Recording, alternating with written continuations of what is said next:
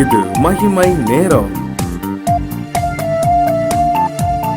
கிறிஸ்துவுக்குள் மிகவும் பிரியமான மகிமை தொலைக்காட்சி நேயர்களே, இந்த மகிமை நேரம் நிகழ்ச்சியின் மூலமாக உங்களை சந்திப்பதில் மிக்க மகிழ்ச்சி அடைகிறேன். ஆண்டவர் கொடுக்கிற இந்த மேலான கிருபைகளுக்காக ஒவ்வொரு நாளும் தேவனை நான் ஸ்தோத்திரிக்கிறேன். இந்த வாரத்திலும் கூட ஆவியானவரும் கிதியோனும் என்ற தலைப்பின் கீழாக நாம் தியானித்து கொண்டு வருகிறோம். அந்த பிரகாரமாக ஆவியானவர் கிதியோன் மேல் இறங்கினார் என்று சொல்லி நியாயாதிபதிகள் 6வது அதிகாரம் 34வது வசனம் நமக்கு கற்றுக் கொடுக்கிறது. இப்போ ஆவியானவர் கிதியோன் மேல் இறங்குவதற்கு என்னென்ன காரணங்கள் என்று சொல்லி நாம் தியானித்தோம். முதலாவதாக தேவன் ஆவியானவரோடு கூட இருந்தார். இரண்டாவதாக கிதியோனிடத்தில் ஒரு தாழ்மை காணப்பட்டது என்று சொல்லி நாம் பார்த்தோம். இன்றைக்கு மூன்றாவது காரியத்தை கூட நாம் தியானிக்க இருக்கிறோம். மூன்றாவது காரியம் நியாயாதிபதிகள் புஸ்தகம் 6வது அதிகாரம் 20வது வசனம் நாம் பார்க்க இருக்கிறோம். அப்பொழுது தேவனுடைய தூதனானவர் அவனை நோக்கி, நீ இறைச்சியும் புளிப்பில்லாத அப்பங்களையும் எடுத்து இந்த கற்பாறையின் மேல் வைத்து ஆணத்தை ஊற்று என்றார். அவன் அப்படியே செய்தான். கிதியோன் கர்த்தருடைய தூதனுடைய வார்த்தைக்கு கீழ்ப்படிந்ததாக நாம் பார்க்கிறோம். ஆண்டவருடைய தூதன் கிதியோனிடத்துல ஒரு காரியத்தை சொல்லும்படியாக வந்திருக்கிறார். கிதியோனை பலப்படுத்தும்படியாக, மீதியானியருக்கு விரோதமாக கிதியோனுடைய கரம் எழும்ப போகிறது என்று சொல்லி பலப்படுத்தும்படியாக ஆண்டவர் தன்னுடைய தூதனை கொண்டு கிதியோனிடத்துல பேசுகிறார். கிதியோன் கர்த்தருடைய தூதனை அடையாளம் காணாததினால் என்ன செய்கிறான்? அவர் போய், ஆண்டவரை இந்த இடத்துல நீர் இரும், நான் உமக்கு என்று சொல்லி சில காணிக்கைகளை நான் ஏற்படுத்தி கொண்டு வரட்டும் என்று சொல்லி அவள் கடந்து செல்கிறான். அதைதான் 18வது வசனத்தில் நாம் வாசிக்கிறோம். இவ்விடம் விட்டு போகாதிருப்பீராக என்றான். அதற்கு அவர், நீ வரும் மட்டும் நான் இருப்பேன் என்றார். 19வது வசனம், உடனே கிதியோன் உள்ளே போய் ஒரு வெள்ளாட்டு குட்டியும் ஒரு மரக்கால் மாவிலே புளிப்பில்லாத அப்பங்களையும் ஆயத்தப்படுத்தி இறைச்சியை ஒரு கூடையில வைத்து ஆணத்தை ஒரு கிண்ணத்திலே வார்த்து அதை வெளியே கர்வாலி மரத்தின் கீழ் இருக்கிற அவரிடத்தில் கொண்டு வந்து அவன் வைத்தான். கிதியோன் தான் செய்த அவன் விருப்பத்தின்படி அவன் என்ன செய்தான்? காணிக்கைகளை ஏற்படுத்தி அவரிடத்திலே கொண்டு வந்து வைத்தான். ஆனால் அவர் நினைத்திருந்தால் என்ன செய்திருக்கலாம்? அந்த காணிக்கைகளை அவர் அங்கீகரித்திருக்கலாம், அவர் எடுத்திருக்கலாம். ஆனால் என்ன செய்கிறான்? அந்த காணிக்கைகளை நீர் இங்க வைக்காமல் வேற ஒரு இடத்துல வை என்று சொல்லி கர்த்தருடைய தூதனானவர் கிதியோனுக்கு கட்டளையிடுகிறார். எது? கற்பாறையின் மேல் வைக்கும்படியாக கர்த்தருடைய தூதனானவர் கிதியோனுடைய வாழ்க்கையில கிதியோனுக்கு சொல்கிறதை நாம் பார்க்கிறோம். கிதியோன் அவன் யோசிக்கவில்லை, நான் உம்மிடத்துல படைத்து விட்டேன், ஏன் இவர் அதை கொண்டு அங்க வைக்க சொல்கிறார் என்று சொல்லி அவன் யோசிக்கவில்லை. ஆனால் அவன் என்ன செய்கிறான்? அவன் அப்படியே செய்தான். எப்படியே தூதனானவர் தனக்கு என்ன கட்டளையிட்டாரோ அதன் பிரகாரமாகவே கிதியோன் செய்வதாக நாம் வேதத்தில் வாசிக்கிறோம். பிரியமானவர்களே, இன்னைக்கு நம்முடைய வாழ்க்கையிலும் கூட கர்த்தர் நமக்கு கட்டளையிடுகிற எல்லா காரியங்களையும் நாம் செய்கிறோமா? சற்று யோசித்து பார்ப்போம்.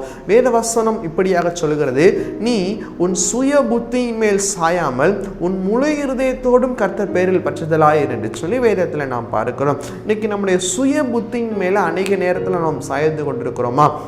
சுய புத்தியின் மேல் நான் சாய்கிறேன் என்று சொன்னால் ஆண்டவர் எனக்கு கற்றுக் கொடுக்கிறதான காரியங்கள்ல இருந்து நான் விலகி நடக்கிறேன். இதை செய் என்று சொல்லி கர்த்தர் சொல்கிறார். ஆனால் நான் இதை செய்யாமல் வேற ஏதோ ஒரு காரியத்தை நான் செய்கிறேன்.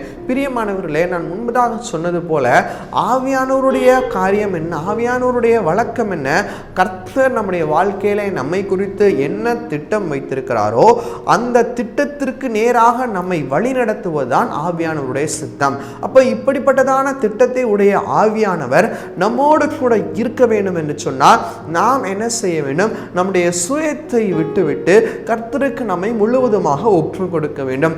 கிதியோன் அப்படித்தான் செய்தார். அவருடைய சுயத்தின் பிரகாரமாக கிதியோன் யோசிக்கவில்லை. அவர் என்ன சொன்னாரோ அதன்படி கிதியோன் செய்தான். எனவேதான் 34வது வசனத்தில் நாம் வாசிக்கிறோம், கர்த்தருடைய ஆவியானவர் கிதியோன் மேல இறங்கினார், கர்த்தருடைய ஆவியானவர் கிதியோனோடு கூட இருந்தார் என்று சொல்லி நாம் பார்க்கிறோம். இன்னைக்கு நம்மோடும் கூட ஆவியானவர் இருக்க வேண்டுமானால் நாம் என்ன செய்ய வேண்டும்?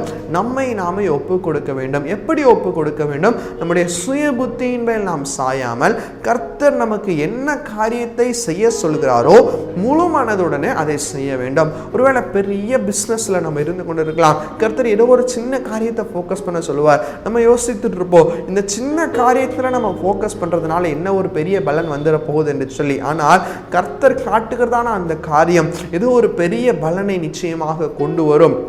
என்பதில் நமக்கு விசுவாசம் வேண்டும். இதை தான் கர்த்தர் நம்மிடத்தில் எதிர்பார்க்கிறார். கிதியோன் எல்லா விதத்திலும் கர்த்தருடைய வார்த்தைக்கு அவன் கீழ்ப்படிந்தான். கர்வாலி மரத்தின் கீழே அவன் கொண்டு வைத்தான். ஆனால் கர்த்தர் அதை கற்பாறையின் மேல், கர்த்தருடைய தூதனானவர் கற்பாறையின் மேல் வைக்கும்படியாக செய்தார். கிதியோன் எல்லா விதத்திலும் கர்த்தருடைய கரத்திற்காக கீழ்ப்படிந்தவராய் காணப்பட்டார். யாக்கோபு எழுதின சுவிசேஷம் 4வது அதிகாரம் 7வது வசனம் சொல்லுகிறது, தேவனுக்கு கீழ்ப்படிந்திருங்கள், பிசாசுக்கு எதிர்த்து நில்லுங்கள். ஆனால் இன்னைக்கு நம்முடைய வாழ்க்கையை நாம் சற்று யோசித்து பார்ப்போம். நாம் தேவனுக்கு கீழ்ப்படிந்து பிசாசுக்கு எதிர்த்து நிற்கிறோமா, இல்லை அநேக காரியங்களில் பிசாசுக்கு கீழ்ப்படிந்து தேவனுடைய வார்த்தைக்கு நாம் எதிர்த்து நிற்கிறோமா? சற்று சிந்தித்து பார்க்கிறவர்களாய் நாம் காணப்பட வேண்டும். மாம்சத்தின் கிரியைக்கு நாம் கீழ்ப்படுகிறோமா, இல்லை ஆவிக்குரிய வாழ்க்கைக்கு தேவனுக்கு நாம் கீழ்ப்படிந்து கொண்டிருக்கிறோமா? இந்த உலகத்தின் இச்சைகளுக்கு, உலகத்தின் ஆசைகளுக்கு நாம் கீழ்ப்படிந்து நடப்போம் என்று சொன்னால் நாம் பிசாசுக்கு கீழ்ப்படிந்து பிசாசை மகிமைப்படுத்துவர்களாய் காணப்படுகிறோம். ஆனால் தேவன் அதை நம்மிடத்தில் எதிர்பார்க்கவில்லை. ஆவியானவர் நம்மோடு கூட இருந்து நமக்கு என்ன காரியங்களை கற்றுக் கொடுக்க சித்தமாக இருக்கிறாரோ, என்ன வழியிலே நம்மை நடத்த சித்தமாக இருக்கிறாரோ அந்த வழிக்கு நம்மை கீழ்ப்படுத்த வேண்டும். அப்படி என்று சொன்னால் பிசாசானவன் வெட்கப்படுவான். ஆனால் இன்னைக்கு நம்ம யாரை வெட்கப்படுத்தி கொண்டிருக்கிறோம்? சற்று யோசித்து பாருங்கள் பிரியமானவர்களே. நம்முடைய வாழ்க்கையில் உள்ள எல்லா நொடிகளிலும், நம்முடைய வாழ்க்கை பயணத்தில் நாம் எடுக்கிற எல்லா தீர்மானங்களிலும் நிச்சயமாக தேவனுக்கு நாம் கீழ்ப்படிந்திருக்கிறோமா? சற்று சிந்தித்து பாருங்கள். உங்களுடைய படிப்பின் காரியமாக இருக்கலாம், திருமணத்தின் காரியமாக இருக்கலாம், தொழிலின் காரியமாக இருக்கலாம், வேலையின் காரியமாக இருக்கலாம். எந்த காரியத்திலும் ஆண்டவருக்கு உண்மையாக நாம் கீழ்ப்படுகிறோமா? ஆண்டவரே, உங்களுடைய சித்தத்திற்கு நான் என்னை ஒப்பு கொடுக்கிறேன் என்று சொல்லி நிச்சயமாக ஆண்டவருடைய சித்தத்திற்கு நம்மை ஒப்பு கொடுத்து கீழ்ப்படுகிறோமா? சற்று சிந்தித்து பார்ப்போம்.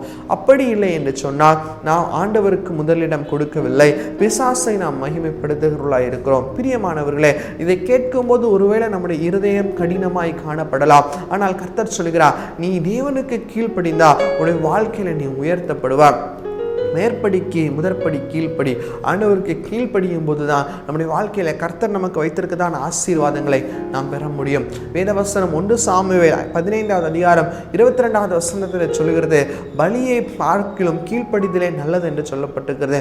இன்னைக்கு ஒருவேளை நம்ம என்னென்ன காரியங்களை செய்து கொண்டு அதை நிவர்த்தியாக்குவதற்காக எங்கெங்கோ ஓடிக்கொண்டிருக்கலாம், எதேதோ செய்து கொண்டிருக்கலாம். அதை எல்லாவற்றையும் பார்க்கிலும் ஆண்டவருடைய சமூகத்தில் கீழ்ப்படிதலோடு கூட காணப்படுவது மிகவும் உத்தமமான காரியம். இன்னைக்கு ஆண்டவருடைய சமூகத்தில் நாம் கீழ்ப்படுகிறவர்களாய் இருக்க வேண்டும். ஆண்டவருடைய சமூகத்தில் நம்மை ஒப்பு கொடுக்கிறவர்களாய் இருக்க வேண்டும். மாம்சத்திற்கும் ஆவிக்கும் ஒரு போராட்டம் நடக்கிறது.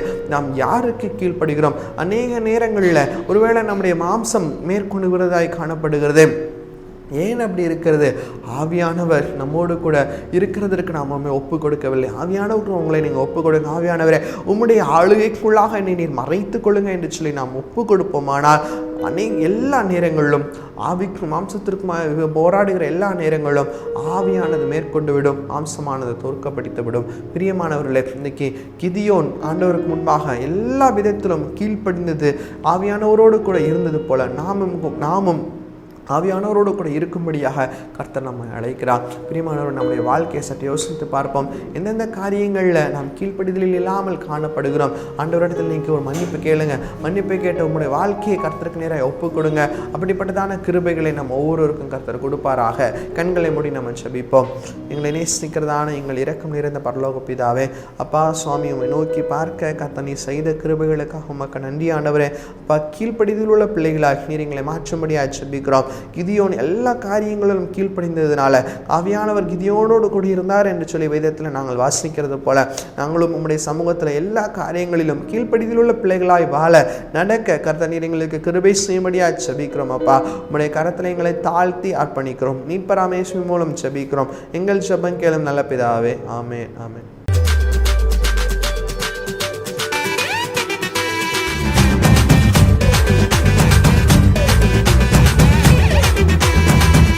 மகிமை